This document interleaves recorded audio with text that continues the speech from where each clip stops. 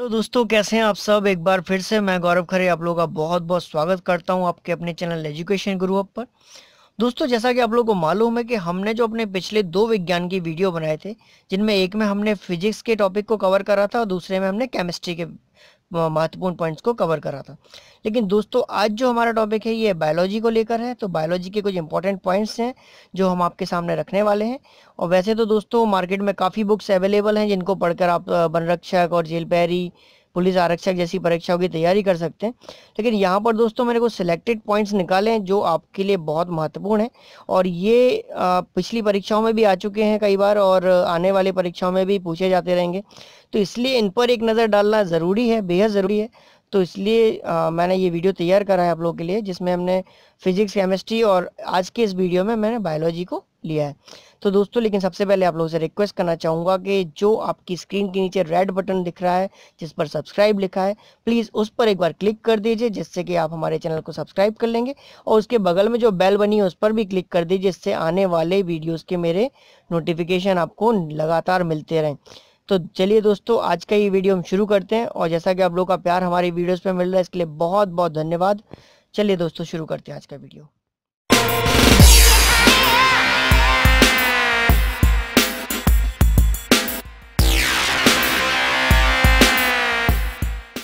तो दोस्तों, चलिए शुरू करते हैं। जीव विज्ञान के कुछ महत्वपूर्ण परीक्षा उपयोगी तथ्यों को यहाँ पे मैंने दर्शाया है जो आपके लिए बहुत इंपॉर्टेंट है। तो वन बाय वन अपन एक एक पॉइंट पे डिस्कस करते हैं। तो पहला जो पॉइंट है वो लिखा है जीव विज्ञान मतलब बायोलॉजी के जनक किसे कहा जाता है। ठीक है, तो बायोलॉजी का जनक मतलब फादर ऑफ बायोलॉजी किसको कहा जाता है, तो इसका आंसर है अरस्तु। आपको याद रखना है कि अरस्तु को फादर ऑफ बायोलॉजी कहा जाता है। फिर है द्विनाम पद्धति, टैक्सोनॉमी। टैक्सोनॉमी क्या होता है, मैं आपको बताऊं कि जैसे आपने देखा होगा कई जीवों के साइंटिफिक नेम भी हैं। अगर हम इंसान की बात करें तो इंसान का जो मनुष्य का जो साइंटिफिक नेम है वो है होमोसेपियन। तो ये द्विनाम पद्धति के जनक किसको कहा जाता है, तो ये कार्ल लिनियस। ठीक है, कार्ल लिनियस के द्वारा ही द्विनाम पद्धति दी गई है। फिर है जीवन की सबसे छोटी इकाई क्या है, मतलब वो इकाई कौन सी है जिसमें सबसे छोटी, जिसमें जीवन पाया जाता है, तो वो है कोशिका, सेल। ठीक है, और इसकी खोज किसने करी थी, रॉबर्ट हुक ने। ठीक, अब बात करते हैं आयोडीन किस शैवाल से प्राप्त होता है। ये इंपॉर्टेंट है, आपको याद रखना है। तो लैमिनेरिया, लैमिनेरिया जो है ये शैवाल है, इससे आयोडीन प्राप्त होता है। दोस्तों, कभी कभी पूछा जाता है कि प्याज जो है वो किसका परिवर्तित रूप है, तो आपको याद रखना है कि प्याज जो है वो तने का परिवर्तित रूप है। फिर बात करते हैं जीवन चक्र दृष्टि से पौधे का सबसे महत्वपूर्ण अंग कौन सा होता है। ठीक है, तो पुष्प जो है वो जीवन चक्र दृष्टि से देखा जाए तो पौधे का सबसे महत्वपूर्ण अंग माना जाता है। ठीक है, फिर डीएनए का डबल हेलिकस मॉडल, डबल हेलिकस मॉडल किसने दिया था, तो आपको पता होना चाहिए कि डीएनए की खोज भी वाटसन और क्रिक ने करी थी, और इसका डबल हेलिकस मॉडल भी वाटसन और क्रिक ने ही दिया था। फिर बात करते हैं कि हृदय का पहला प्रत्यारोपण किसके द्वारा किया गया था, तो डॉक्टर क्रिश्चियन बर्नार्ड। ये बहुत इंपॉर्टेंट है और कई बार कई एग्जाम्स में पूछा जा चुका है, तो आगे भी आपको याद रखना है कि क्रिश्चियन बर्नार्ड ने पहला जो हार्ट ट्रांसप्लांट करा था वो किसने करा था, क्रिश्चियन बर्नार्ड ने। ठीक है, फिर बात करते हैं नेचुरल सिलेक्शन की। तो नेचुरल सिलेक्शन जिसको प्राकृतिक चयन कहा जाता था, ये सिद्धांत किसने दिया था, तो चार्ल्स डार्विन ने इसका सिद्धांत दिया था। फिर बात करें रक्त समूह की खोज किसने करी थी, तो कार्ल लैंडस्टीनर। ठीक है, कार्ल लैंडस्टीनर ने जो ब्लड ग्रुप होते हैं हमारे उनकी खोज इनने करी थी। बात करते हैं दोस्तों, ऐसा कौन सा रक्त समूह है जो सर्वग्राही है, मतलब सभी से ये ब्लड ले सकता है। तो ये कौन सा ब्लड ग्रुप है, तो मैं बताऊं आपको, ए बी जो ब्लड ग्रुप है ये किसी भी रक्त समूह से ब्लड ले सकता है। ठीक है, अब बात करते हैं कौन सा रक्त समूह सर्वदाता है, देने वाला, मतलब जो हर किसी को भी ब्लड दे सकता है। तो ये यूनिवर्सल डोनर जो है वो आपका ओ ब्लड ग्रुप है, जो सबको ब्लड डोनेट कर सकता है। फिर बात करते हैं रेड ब्लड सेल की, जिसको बोलते हैं आरबीसी। तो आरबीसी का जीवन काल कितना होता है ये भी पूछा जा सकता है, तो आपको 120 दिन याद रखना है। ये रेड ब्लड सेल 120 दिन में नष्ट हो जाती हैं।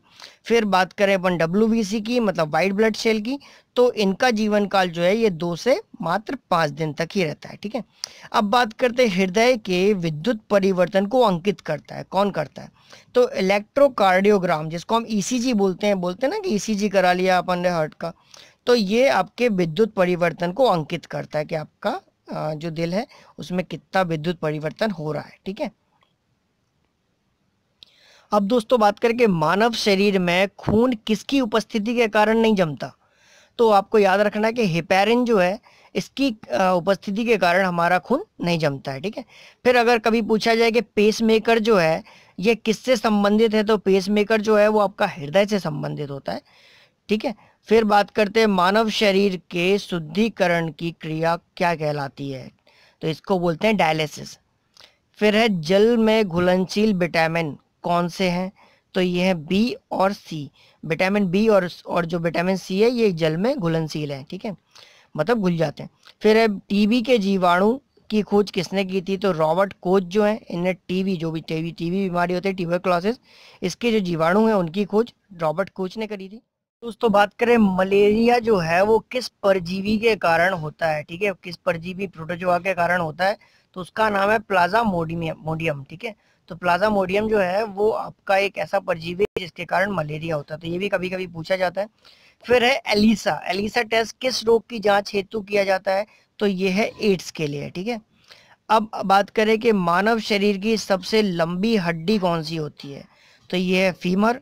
और अगर बात करी जाए कि मानव शरीर की सबसे छोटी हड्डी कौन सी होती है, तो स्टेप्स। ठीक है, फिर बात करते हैं मानव शरीर की किस ग्रंथि को मास्टर ग्रंथि कहा जाता है, तो ये है आपकी पीयूष ग्रंथि जिसको पिट्यूटरी ग्लैंड्स बोलते हैं। फिर बात करते हैं सेरेब्रम। सेरेब्रम जो है वो किससे संबंधित है, तो ये आपके मस्तिष्क से संबंधित है। ठीक है दोस्तों, अब बात करें कि वह कौन सा हार्मोन है जिसको लड़ो उड़ो हार्मोन के नाम से भी जाना जाता है, तो आपको बताऊं कि एड्रीनेलिन जो है ये ऐसा हार्मोन है जिसको लड़ो उड़ो हार्मोन कहलाता है ये। ठीक है, फिर बात करें अपन कैप्सूल की, तो कैप्सूल का आवरण मतलब जो कैप्सूल का कवर होता है वो किसका बना होता है, तो आपको पता होना चाहिए कि कैप्सूल का कवर जो है वो स्टार्च का बना होता है। ठीक है, फिर एक गाय का दूध किसके कारण पीला होता है, मतलब जो गाय के दूध में पीलापन रहता है वो किस वजह से रहता है, तो वो कैरोटीन की वजह से रहता है। ठीक है, फिर बात करें ब्यूटी विटामिन के नाम से कौन सा विटामिन फेमस है, तो आपको बात पता होना चाहिए कि ब्यूटी विटामिन विटामिन ई को बोलते हैं हम। ठीक है दोस्तों, एक क्वेश्चन और आता है कि कुनेन किस पौधे से प्राप्त होता है, तो आपको पता होना चाहिए कि सिनकोना से हमें कुनेन प्राप्त होता है। ठीक है, जिसकी गोलियां बनती हैं और जो कीड़ों को दूर भगाने के लिए हमें मदद करता है।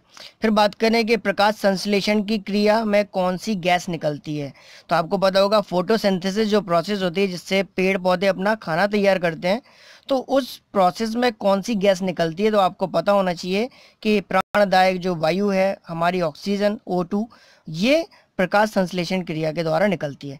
तो दोस्तों ये कुछ इंपॉर्टेंट पॉइंट्स थे जो आपके एग्जाम्स में पूछे जा सकते हैं, तो इन पर एग्जाम्स के पहले पहले जाते वक्त एक नज़र ज़रूर डाल लीजिए।